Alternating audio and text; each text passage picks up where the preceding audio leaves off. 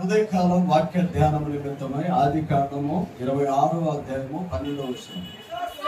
ఇస్సాకు ఆ దేశమందున్న వాడై విత్తనము వేసి ఆ సంవత్సరము 100 ఫలము పొందెను. చదవబడిన వాక్యములో ఒకంత మనం గమనించినట్లయితే అబ్రహాము కాలంలో వచ్చిన కరువు కాక మరొక కరువు వచ్చెను అని చెప్పేసి అక్కడ 26 ఆరంభంలో ఆ మాటను ప్రస్తావన చేస్తాడు. అంటే కరువులు అనివార్యం. మన జీవితంలో కొన్ని అనుభవాలలో నుంచి దేవుడు నడిపిస్తాడు. పగలు రాత్రి ఉన్నట్టుగానే శ్రమలు ఆటంకాలు ఉంటాయి, రోగము సంతోషం ఉంటుంది, సమృద్ధి కరువు ఉంటుంది. అయితే ప్రియ దేవుని బిడ్డలారా, కొన్నాళ్ళు ఆరోగ్యంగా ఉంటాం, కొన్నాళ్ళు బలహీనంగా ఉంటాం, కొన్నాళ్ళు సంతోషంగా ఉంటాం, కొన్నాళ్ళు దుఃఖంతో ఉంటాం. ఏ మనుషుడు కూడా తన జీవితంలో పూర్తి కాలము సంతోషంగా గడిపిన చరిత్ర లేదు, ఉండదు. అలాంటి యొక్క అవకాశము దేవుడు ఇవ్వటం లేదు. అయితే దేవుని బిడ్డలారా, మనం ఎప్పుడు కూడా గ్రహించవలసింది ఏంటంటే ఈ సృష్టి చక్రం లాంటిది. అది ఎప్పుడు కూడా రొటేట్ అవుతూ ఉంటుంది, రన్ అవుతూ ఉంటుంది. ఆ రన్ అయ్యేటప్పుడు దేవుని బిడ్డలారా, కొన్ని సందర్భాలలో ఆ హీలు పైకి వస్తుంది, కొన్ని సందర్భాలలో ఎదరికెళ్ళింది, కొన్ని సందర్భాల్లో వెనక్కి వస్తుంది, కొన్ని సందర్భాల్లో హీలు కిందకి వెళ్ళిపోయింది. ప్రియ దేవుని బిడ్డలారా, ఈ అనుభవాలు 4 అనుభవాలు ఉంటాయి. కొన్ని సందర్భాలు కిందకి వెళ్ళటం అంటే తొక్కబడటం, పైకి వెళ్ళటం అంటే సమృద్ధి, కొన్ని సందర్భాలలో ఎదరికెళ్తాం, కొన్ని సందర్భాలలో వెనక్కి వెళ్ళిపోతాం. ఇవేవి కూడా శాశ్వతము కానే కాదు. జీవితం ఒక చక్రం అయితే ఆ చక్రంలో దేవుని బిడ్డలారా, ప్రతి అనుభవం దేవుడు మనకి అనుగ్రహిస్తాడు. గుర్తుపెట్టుకోవాల్సింది ఏంటంటే ఎన్నో శ్రమలు, ఎన్నో ఆటంకాలు భక్తులు చూశారు, ఎదుర్కొన్నారు, దాటిపోలేదు, పారిపోలేదు. అలాగే దేవుని బిడ్డలారా, వాటికి భయపడి ఈ యొక్క భక్తిని విడిచిపెట్టలేదు. శ్రమ వచ్చిన కొలది వారి దేవునికి దగ్గరగా ఉండటం అలవర్చుకున్నారు, అది అలవాటుగా మార్చుకున్నారు. ప్రియ దేవుని బిడ్డలారా, చదవబడిన మాటలో మనం గమనించినట్లయితే ఇస్సాకు ఆ సంవత్సరము పంట వేసి 100 ధనాన్ని, ధాన్యమును పొందినట్లుగా మనం చదువుకుని ఉన్నాం. ప్రియ దేవుని బిడ్డలారా, కరువును తట్టుకోలేక ఇస్సాకు గెరారు ప్రాంతంలో నివసించవలసి వచ్చిన ఆ కాలంలో ప్రియ దేవుని బిడ్డలారా, అన్య దేశంలో ఉన్నాడు, బ్రతకటానికి వెళ్ళాడు, భార్యతో వెళ్ళాడు. అక్కడ పరిస్థితులు అన్ని కూడా ఇస్సాకుకి అనుకూలంగా లేవు. ప్రియ దేవుని బిడ్డలారా, చదవబడిన వాక్యంలో ఇస్సాకు ఆ సంవత్సరం పంట వేసి 100 సమృద్ధిని పొందుకున్నాడు. ఆ కాలంలో ఆయన విన్నది ఏంటంటే ఫిలిష్తీయులు అబ్రహాము కాలంలో తవ్విన బావులన్నిటినీ పూడ్చివేశారు. ఇప్పుడు ఇస్సాకు ఆలోచన ఏంటంటే వాటిని మరలా నేను తవ్వాలి. ప్రియ దేవుని బిడ్డలారా, ఈ ఆలోచన చేసి ఇస్సాకు ఆ ప్రాంతంలో ఒక బావిని తవ్వాడు. చూడండి, చదవండి 17 నుంచి.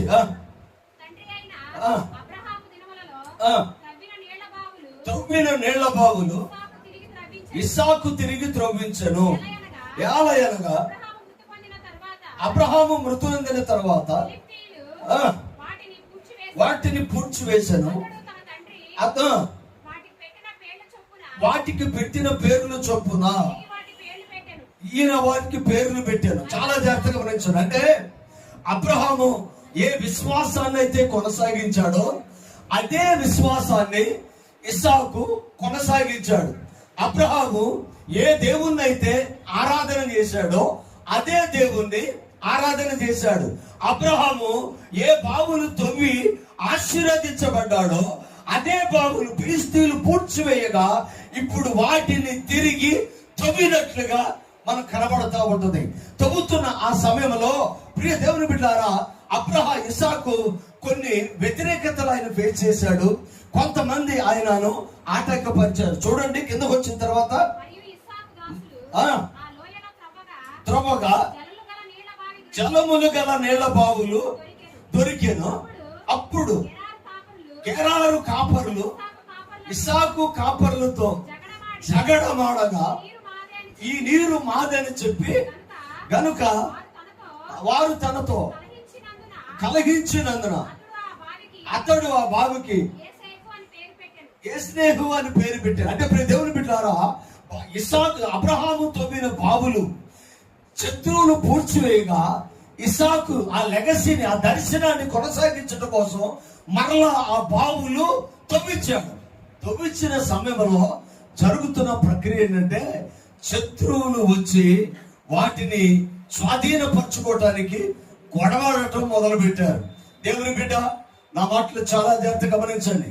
భక్తిలో, ప్రార్థనలో, విశ్వాసంలో ప్రభువును వెంబడించే ఆ సమయంలో అభివృద్ధి అవ్వాలని చేస్తున్న ఆ ప్రయత్నాలలో ఆటంకాలు పలు విధములుగా వస్తవి.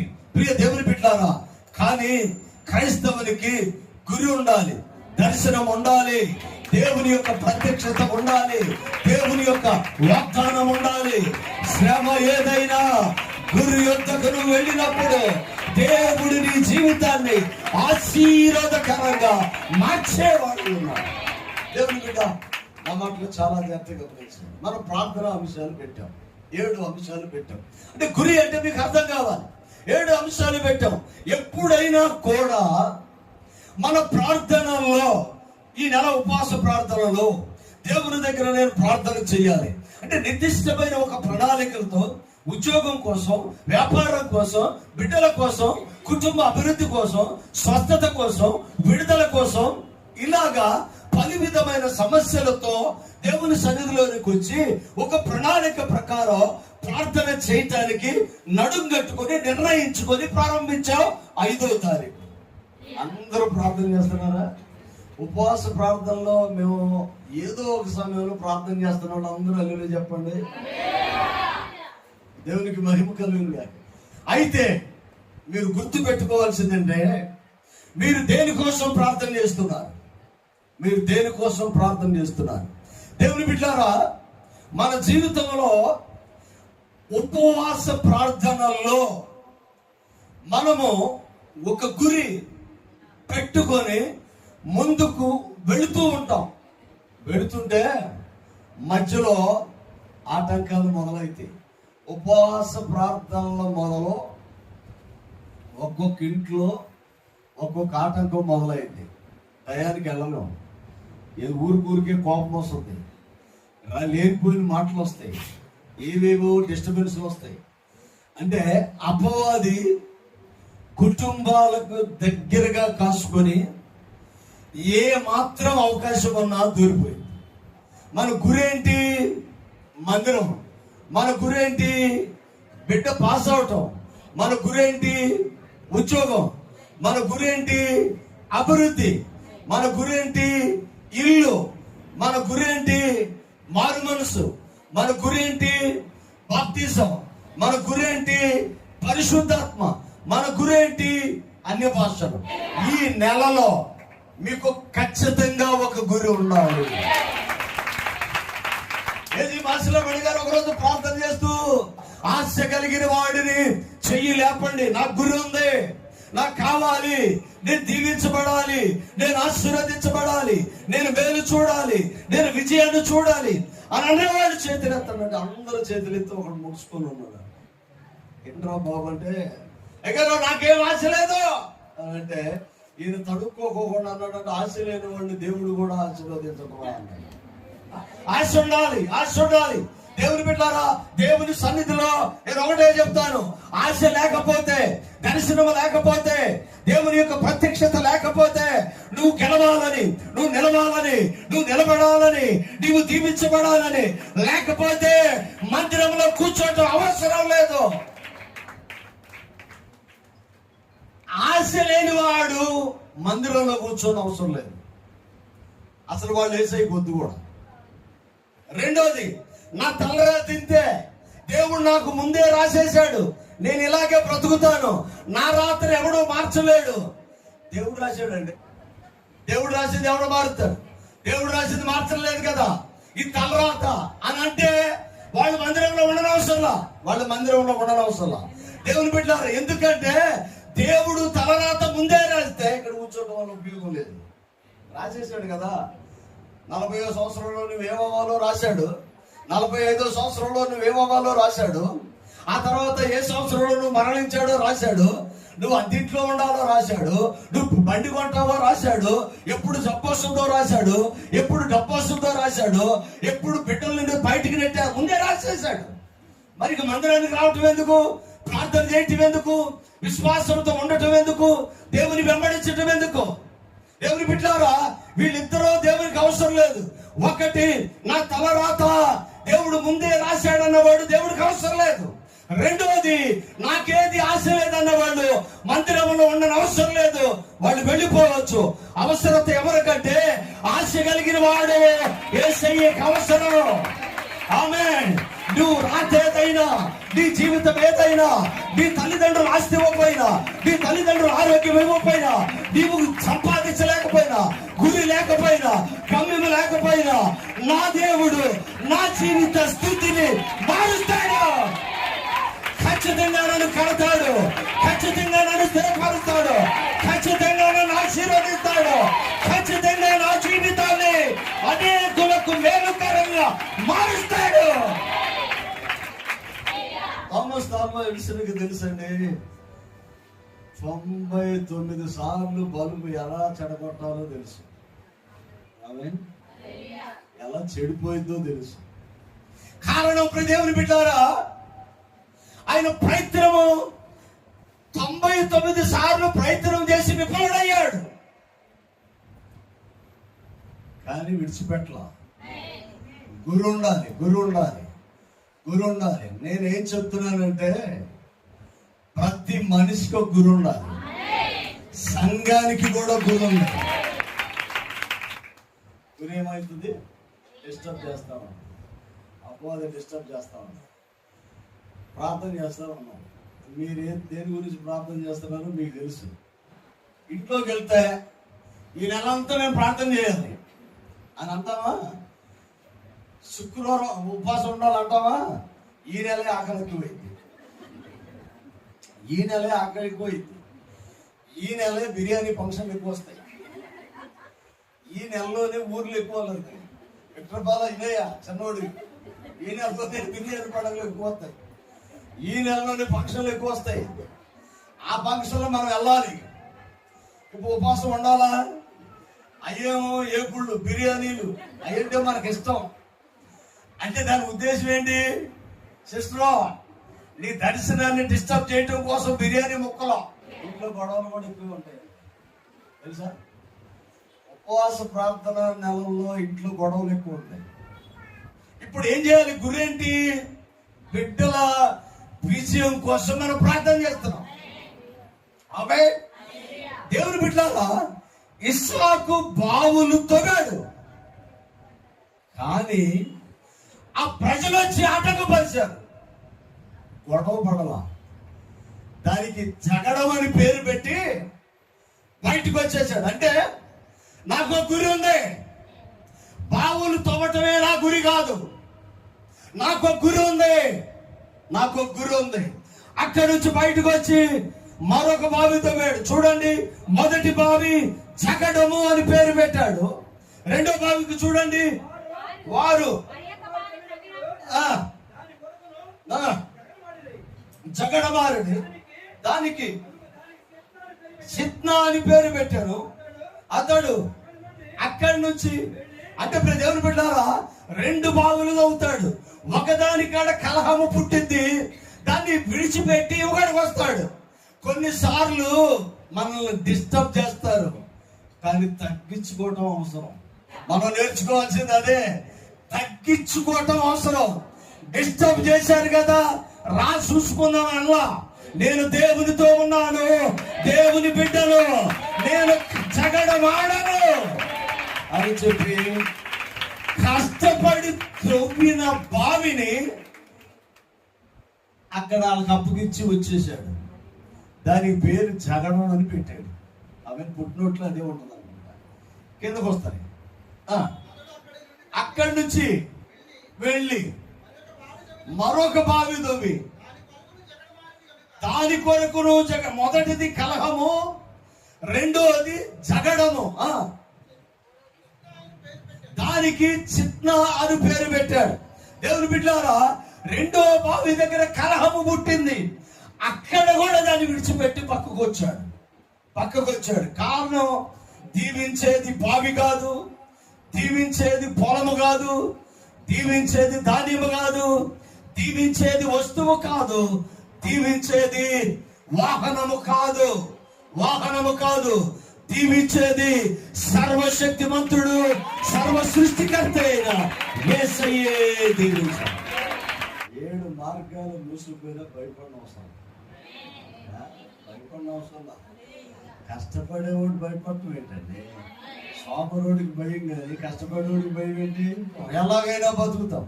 దేవుని బిడ్డలారా, కష్టపడే తత్వం కలిగి ఉన్నాం. దేవుని సన్నిధిలో మనం ఉండాలి, నిలబడాలి. నేను ఒకటే చెప్తున్నాను, దర్శనము కరెక్ట్ గా ఉండాలి, ప్రభువులో కరెక్ట్ గా ఉండాలి, గురి కరెక్ట్ గా ఉండాలి.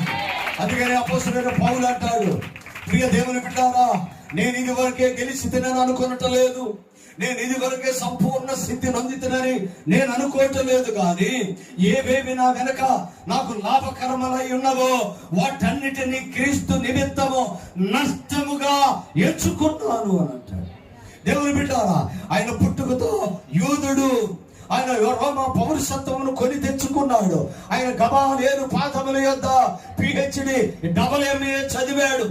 ఆయన గొప్ప మేధావి, గొప్ప ప్రియ దేవుని బిడ్డలారా ఫిలాసఫర్, గొప్ప ఉన్నతమైన అధ్యయనం అభ్యసించిన వాడు. ఆయన ప్రియ దేవుని బిడ్డలారా యెహోవా నామమును ఎరిగిన వాడు. ఆయన యెహోవా సాక్షి. దేవుని నామానికి అవమానము కలిగితే ఆయన ఊరుకునేవాడు కానే కాదు. అంత రోషము కలిగిన వాడు. ఆయన అంటాడు, నా జీవితంలో ఏవేమి లాభకరములో వాటిని యేసయ్య నిమిత్తము నష్టముగా ఎంచుకున్నాను. సహోదరి, యేసు ప్రభు కోసం నువ్వు ఏదైనా నష్టంగా ఎంచుకున్నావా? నీకున్న అలవాటును యేసయ్యను దగ్గర పెట్టుకొని చూస్తే, నీకున్న హ్యాబిట్స్ యేసయ్యను దగ్గర పెట్టుకొని చూస్తే, నీకున్న పరిస్థితులు యేసయ్య దగ్గర పెట్టుకొని చూస్తే, నీకున్న ఆ ప్రాబ్లమ్స్ యేసయ్యను దగ్గర పెట్టుకొని చూస్తే, నువ్వు దేనికి ప్రయారిటీ ఇస్తున్నావు? నువ్వు దేనికి ప్రాధాన్యత ఇస్తున్నావు? దేవుని బిడ్డలారా, నీ జీవితంలో నీ ప్రయారిటీస్ అన్నిటిని పక్కన పెట్టి యేసయ్యకు ప్రాధాన్యత ఇచ్చి చూడు, నీ స్థితిని మారుస్తాడు. ఎక్కడున్నా ఆయన రక్తపు కంచె వేస్తాడు.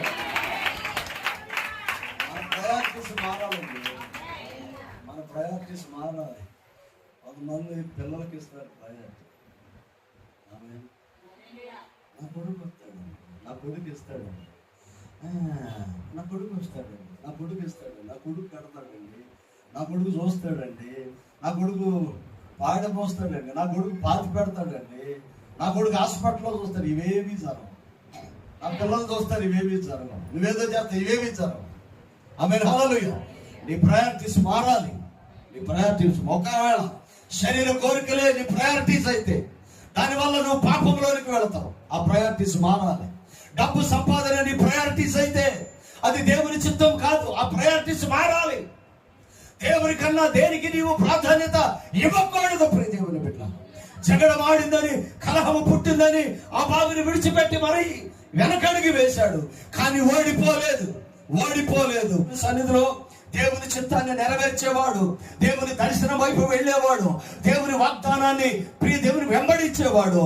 ప్రియ దేవుని బిడ్డారా, దేవునికి వ్యతిరేకంగా నిలబడిన ప్రతిదానికి వెనకడిగేసి వస్తాడు.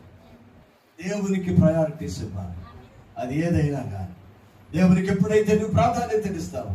దేవుని బిడ్డారా, శరీర సంబంధమైన ఆలోచనల్లో ముందుకు వెళ్ళాలని ప్రయత్నం చేసిన ప్రతి సందర్భంలో శాంసోను నష్టపోతూనే వచ్చాడు. డబ్బు కోసం ప్రయత్నం చేసి యేసు ప్రభువును అమ్మేసిన యోధ ఉరేసుకొని చనిపోయాడు. ప్రయారిటీస్ మారకూడదు. ముమ్మారు యేసు ఎవరో నన్ను ఎరగడని అబద్ధం ఆడిన పేతురు తప్పు తెలుసుకొని మళ్ళీ తిరిగి యేసయ్య దగ్గరకు వచ్చి అద్భుతమైన పరిచర్యను చేశాడు. మత్తయి సువార్త 16:18 అంటాడు, మరియు పేతురు నీవు ఈ బండ మీద నా సంఘాన్ని కడతానని యేసయ్య వాగ్దానం చేసిన వాడు. దేవుని బిడ్డ, యేసయ్యకు ప్రాధాన్యత ఇచ్చి చూడండి. కొన్నిసార్లు మనం చేస్తాము, పెళ్లి చేయాలి, క్యాలెండర్ తీసుకురా, ఏది అమావాస్య రోజు కుదరదు. అమావాస్య రోజు కుదరతాం, మంచి రోజు చూస్తాం, లేకపోతే ఎక్కడెక్కడికో వెళ్తాం, ఎవరెవరినో అడుగుతాం. ఇల్లు కట్టాలి, ఎవరెవరి దగ్గరికి వెళ్ళి వాస్తు చూపిస్తాం. పెళ్లి చేయాలి, ఎవరెవరి దగ్గరికి వెళ్ళి చేస్తాం. పేరు పెట్టాలి, ఎవరి దగ్గరికి వెళ్ళి పేరు బలాన్ని చూపిస్తాం. దేవుని బిడ్డారా, ఇలాగ రకరకాల ప్రయత్నాలు చేస్తాం. ఇది ఎక్కడ శుభకార్యాలు, మేలు చేసే విషయంలో, ప్రారంభోత్సవాల్లో నీ ప్రయారిటీస్ నువ్వు దేనికి ఇస్తున్నావు? నువ్వు ప్రయారిటీస్ దేనికి ఇస్తున్నావు? యేసయ్యకు ప్రాధాన్యత ఇచ్చి చూస్తే నీ జీవితంలో నూరంతలుగా ఆశీర్వాదాలు. ఆమేన్. నేను ఎన్నాళ్ళు కష్టపడ్డాను, ఎన్నాళ్ళు సంపాదించాను, ఎన్ని సంవత్సరాలు కష్టపడి బావితోడు నువ్వు వెళ్ళమంటే నేను వెళ్తానా? తెలుసుకుందావు రా అని ఏది కలహమాడి అక్కడ పోరాడి దేవుని బిడ్డారా రక్తపాతం అయిపోయి చనిపోయి లేక జైలుకో వెళ్ళలేదు. ఒకడికి వెనక్కి వచ్చాడు, మరొక బావు దొబ్బాడు, అక్కడ కూడా శత్రువుడు వచ్చాడు, ఆయనను ఒకడికి వెనక్కేశాడు. దేవుని బిడ్డలారా మరొక బావిని తోడాడు, మరొక బావిని తోడాడు. దేవుని సన్నిధిలో మనం ఎప్పుడు కూడా గుర్తుపెట్టుకోవాలి, నీతిమంతుడు పడిన ప్రతిసారి లేగల. బాప్తిసం తీసుకొని యేసు ప్రభువుని వెంబడిస్తూ వాగ్దానాలను నమ్మి విశ్వసించి ముందుకు వెళుతున్న నీ జీవితంలో దేవుని బిడ్డలారా మనం నేర్చుకోవాల్సింది ఏంటంటే, ఎక్కడైతే పడిపోతున్నాం, ఎక్కడైతే ఆటంకం ఉందో, ఎక్కడైతే వ్యతిరేకమో, ఎక్కడైతే నిర్లక్ష్యంగా ఉన్నామో, ఎక్కడైతే పడిపోయామో, ఈ ఉపవాస ప్రాంతాల్లో అది మనం అడగాలి. మనం ఎప్పుడైతే అడిగి ప్రభు సన్నిధిలో విజ్ఞాపన చేసి ప్రార్థన చేస్తామో దేవుడు దాన్ని ఖచ్చితంగా బయలుపరుస్తాడు. దేవుని బిడ్డలారా ఒక్కసారి ఆరంభ దశలోనికి వెళ్ళాలి. బాప్తిసాన్ని తీసుకునే సమయంలో నీ ఒప్పుకోలు, నీ దర్శనం, ప్రభు నీతో మాట్లాడింది, ప్రభు నిన్ను దర్శించింది. ఎలాంటి సమయంలో ప్రభు దగ్గర నువ్వు ఒప్పుకున్నావు, ఎలాంటి సమయంలో నువ్వు బాప్తిసం తీసుకున్నావు, ఎలాంటి సమయంలో దైవ దాసుడి దగ్గర సాక్ష్యంగా ఉన్నావో, ఈ రోజు నా స్థితి ఉన్నదా? ఉపవాస ప్రార్థనల్లో రెండో బాప్తిసం లేదు, రెండో మారు మనసు లేదు. మనకున్న ఆప్షన్ ఏంటో తెలుసా? ప్రతి ఉపవాస ప్రార్థనలో, ప్రతి కన్నీటి ప్రార్థనలో ఒప్పుకొని విడిచిపెట్టిన తర్వాత దేవుడు నిన్ను నూతన పరుస్తాడు. దేవుడు నీ జీవితాన్ని ఆశీర్వాదకరంగా మారుస్తాడు. దేవుడు అభివృద్ధి నీ ముందుచ్చి నడిపించే దేవుడు. ఇంకా కిందకు వస్తే వెళ్ళి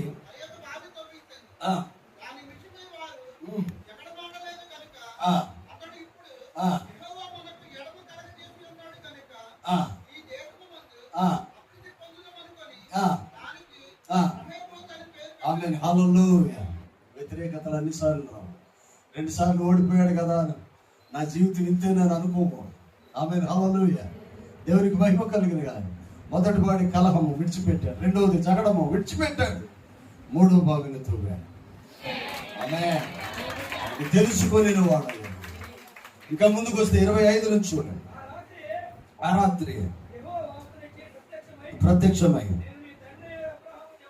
నీ తండ్రి అయిన అబ్రహాము దేవుడను, నేను నీకు తోడై ఉన్నాను గనుక భయపడకు.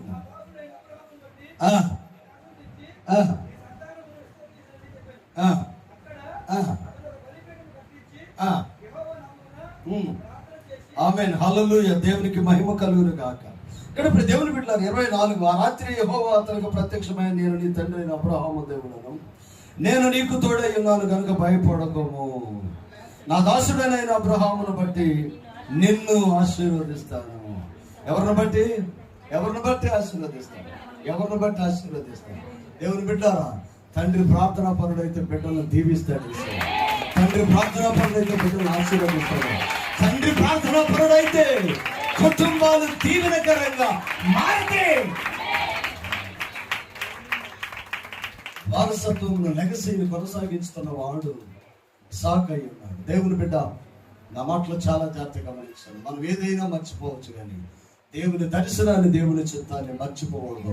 వాక్యమును వెంబడిస్తూ వాక్యముల గుండు నీ జీవితాలు ఆశీర్వాదకరంగా ప్రభు మార్చేవాడై ఉన్నాడు. కింద కొడితే చూడండి, అక్కడి నుంచి అంతటా అబీమెలెకు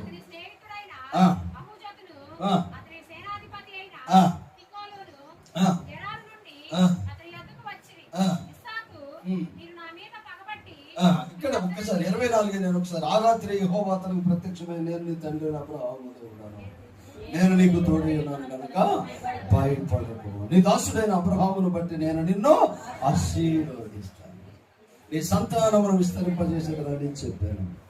అక్కడ అతడు ఒక బలిపీఠము కట్టించి యెహోవా నామమున ప్రార్థన చేశాను. చప్పట్లు కొడుతూ దేవుని బిడ్డలారా, క్రీస్తు యేసునందు మీ ప్రయాసం వ్యర్థము కాదు. ప్రభు సన్నిధిలో ఎప్పుడైతే ప్రార్థన చేస్తావో నీ జీవితాన్ని ఆశీర్వాదకరంగా మారుస్తావు. అబ్రహాము దేవుని యొక్క చిత్తానికి లోబడి దేవుని వెంబడించిన వాడు. ఇస్సాకు తండ్రి చిత్తానికి లోబడి దేవుని యొక్క దర్శనాన్ని కొనసాగించిన వాడు. దేవుని బిడ్డలారా, అందుకే ఇక్కడ అబ్రహాము కాలంలో కరువు గాక మరొక కరువు వచ్చిన ఇస్సాకు ధైర్యంగా నిలబడ్డాడు. దర్శనాన్ని వీడిపోలేదు. ప్రియ దేవుని బిడ్డలారా, నిలబడ్డాడు. వాగ్దానాలు వెంబడించాడు. అవమానాలు, నిందలు, బాధలు వచ్చినప్పుడు మౌనంగా ఉన్నాడు. గురిని విడిచిపెట్టలేదు. ఇప్పుడు ప్రియ దేవుని బిడ్డలారా, ఇశ్రాయేలు వంశస్థులలో అబ్రహాము ఇస్సాకుని యేసయ్యతో పోలుస్తారు. ఇస్సాకు తండ్రి చిత్తాన్ని నెరవేర్చిన వాడు, యేసయ్య దేవుని చిత్తాన్ని నెరవేర్చిన వాడు. దేవుని బిడ్డలారా, నీ జీవితంలో అభివృద్ధి, ఆశీర్వాదాలు, మేలును నువ్వు చూడాలి అంటే దేవుని చిత్తాన్ని నువ్వు నీ జీవితంలో నెరవేర్చాలి. ఒక్కసారి మూలవాక్యం మరొకసారి చూడండి. 26:12 నేను ప్రార్థన చేస్తాను. ఇస్సాకు ఆ దేశమందున్న వాడే విత్తనము వేసి ఆ సంవత్సరము 100 అంతల ఫలము పొందెను.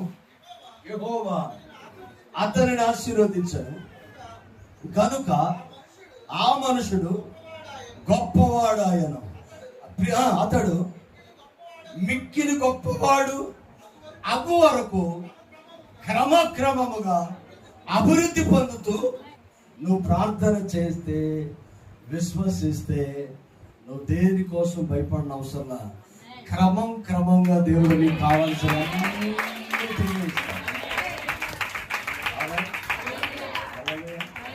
నాతోనే ఉన్నారా? క్రమంగా ఒక దైవదాసుడిగా నా జీవిత అనుభవంలో నుంచి నేను మాట్లాడుతున్న మాట, నేను ఏదైతే ప్రార్థన చేస్తూ వచ్చానో వాటన్నిటినీ ఒకేసారి మూట కట్టుకొచ్చి నాకు ఇవ్వలేదు. కానీ ఈ 20 సంవత్సరాల ప్రయాణంలో క్రమంగా ఒక్కొక్కటి చేరుకుంటూ ఇస్సాకు క్రమముగా అభివృద్ధి నొందెను.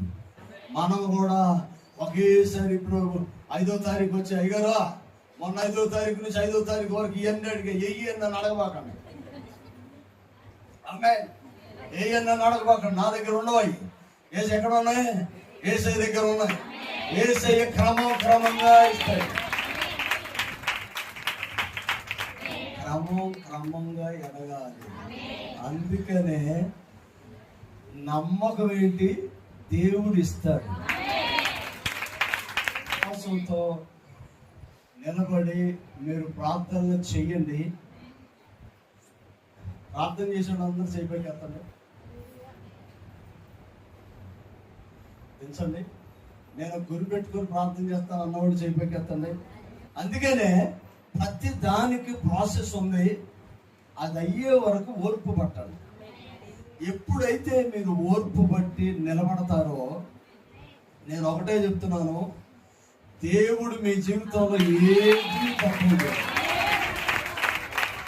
మీకు సొంత ఇల్లు ఇస్తాడు, సొంత అభివృద్ధిని ఇస్తాడు, ఆరోగ్యం ఇస్తాడు, దీవెనిస్తాడు, కృపనిస్తాడు, మంచి ఉద్యోగాలు ఇస్తాడు. మిమ్మలను యేసయ్య బాహుగా దీవిస్తాడు. ఆమె ప్రతి ఒక్కటి కూడా దేవుడు దాటిపోడు. అద్భుతమైన ఆశీర్వాదాలు ప్రభు విశ్వాసంతో నిలబడాలి. దేవుడు మిమ్మల్ని దీవిస్తాడు. తలవంచండి ప్రార్థన. ప్రేమ కలిగిన దేవుడా, సత్యస్వరూపి, కృపా సమృద్ధినిచ్చేవాడు అనుకున్నాడు. ఇస్సాకు 100 అంతల ఫలములు ఉంది.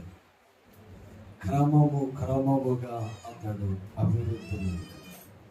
యేసయ్య ఏడ్చాడు, కన్నీరు కార్చాడు, జగడమాడాడు, అవమానం పొందాడు, కలహమునకు గురయ్యాడు, కరువును చూశాడు. అయ్యా, ఇవన్నీ ఆయన ఫేస్ చేసినాను. దర్శనాన్ని కోల్పోలేదు. ప్రేమ నమ్మకం కలిగిన దేవాన్ని స్తోత్రం. నిరంతర ఫలము క్రమంగా నీవు ఇచ్చేది. ఇక్కడ ఉన్న బిడ్డలందరినీ మీరు దీవించారు. ఈ మార్చి నెలలో వారు ఏదైతే అడుగుతున్నారో అవి పొందుకునే కృపను దయచేయండి. యేసు శ్రేష్ఠ నామం అడిగి వేడుకొలుచున్నాము తండ్రి. ఆమేన్.